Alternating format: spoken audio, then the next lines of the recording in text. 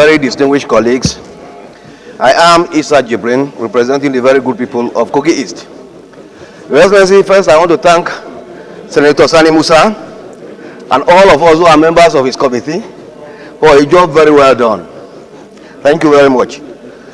We have come up with milestone recommendations, which I believe, if implemented to the letter, will take this country out of the current economic issues that we are bedeviled with.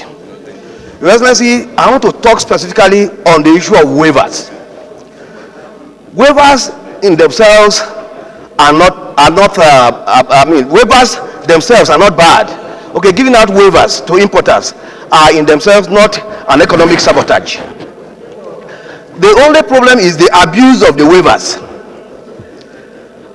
Usually there is a trade-off between the waivers that we give to importers.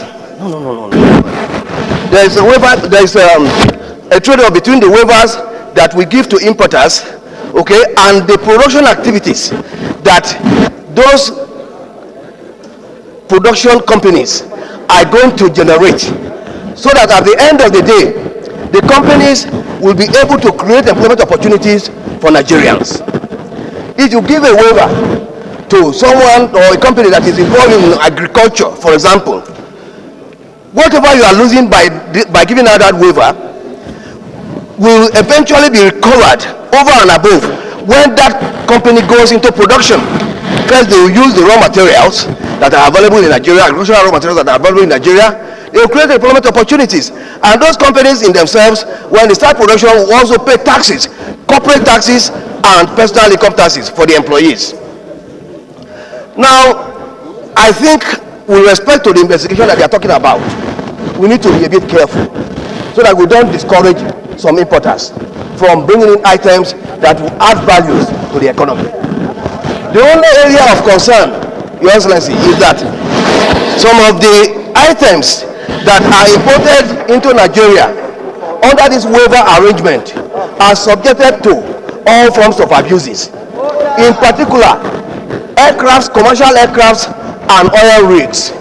Okay? What happens is that these companies that import oil rigs, that import commercial aircrafts, get waivers for at times a month period of about 9 months.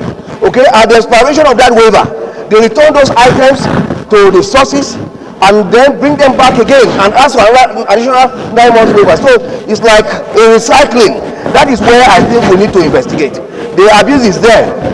The abuses there is so much, so enormous, and I think we need to address that. Then finally, Your Excellency, I want to talk of the issue of debts. Okay? Debts themselves are not bad. But the important thing is what these monies are used for. Like Senator Soriki mentioned, what are these monies used for? I want to believe that whatever monies we are going to take by way of additional debt should be monies that we use, debts that we use for revenue generating enterprises. Such that at the end of the day, those debts will be able to service themselves, they'll be able to liquidate themselves over a period. And then besides debts, Your Excellency, I think we need to look at other forms of funding, like public-private partnership arrangements. Okay? And then at times the issue of concession, especially areas that are revenue generating. So instead of dwelling so much on debt, we may have to look at other sources of generating revenues, other forms of funding, like I said, PPP arrangement, private-public arrangement, and then the issue of concessions, especially on companies that we believe that are revenue generating and they can pay off themselves. Generally, debt is always a problem, whether you like it or not. But like I said, it becomes less of a problem if the money is applied judiciously to revenue generating enterprises. Thank you very much. That's my little contribution, Mr. President.